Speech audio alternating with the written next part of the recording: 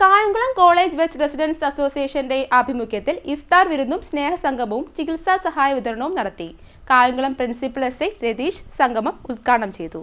Kayamkulam college west residence അസോസിയേഷന്റെ ആഭിമുഖ്യത്തിൽ പ്രദേശത്ത് അസോസിയേഷൻ കുടുംബാംഗങ്ങളുടെയും സമീപ പ്രദേശത്തെ മറ്റു കുടുംബാംഗങ്ങളെ ഉൾപ്പെടുത്തി ഇഫ്താർ വിരുന്നും സ്നേഹസംഗമവും ചികിത്സാ സഹായവും നൽകി. അസോസിയേഷൻ പ്രസിഡന്റ് ഷാനവാസ് പറമ്പിയുടെ അധ്യക്ഷതയിൽ കൂടിയ യോഗത്തിൽ കായംകുളം പ്രിൻസിപ്പൽ എസ്.ഐ രതീഷ് ഇഫ്താർ സംഗമം ഉദ്ഘാടനം ചെയ്തു. വിശ്വാസി അവരെപ്പോഴും അവൻ ഏത് ദൈവത്തെയും വിശ്വസിക്കും. ഇപ്പം വടക്കേ ആഞ്ഞിലിമൂട് വഴിയാണ് ഞാൻ സഞ്ചരിക്കാറുള്ളത്. വരുമ്പോൾ ഒരു 20 മീറ്ററിനകത്ത് വെച്ച് അള്ളാഹ് എന്ന് വിളിക്കുകയും ചെയ്യും. തൊട്ടിപ്പുറത്ത് നാഗരാജ എന്ന് വിളിക്കും. തൊട്ടിപ്പുറത്ത് മാറി അവിടെ മാതാവി ഉണ്ണിയേശു ക്രിസ്ത്യൻ പള്ളി ഒരു 20 മീറ്ററോ അല്ലേ അത്ര ചുറ്റളവ്. ഇതൊക്കെ അഭിമാനത്തിന്റെ നിറവാണെന്നൊക്കെ കാണുന്നത്.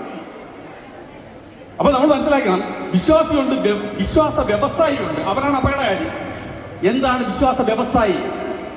ജാതീയമായി മതപരമായി വേർപെടുത്തി നിർത്തിയെങ്കിൽ മാത്രം ജീവിക്കാൻ പറ്റുന്ന ഒരു ടൈപ്പ് ആൾക്കാർ, അവരാണ് വിശ്വാസ വ്യവസായി.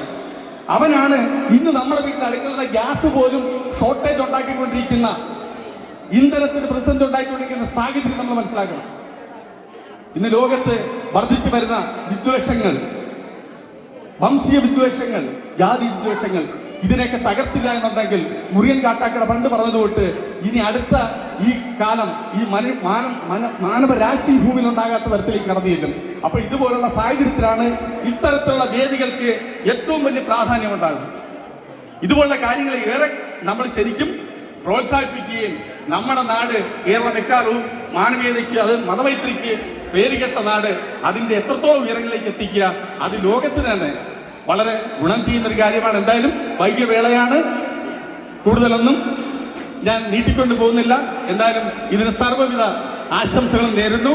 Kayamkulam police station PRO S Suresh ഇഫ്താർ സന്ദേശം നൽകലും ചികിത്സാ സഹായ വിതരണവും നടത്തി.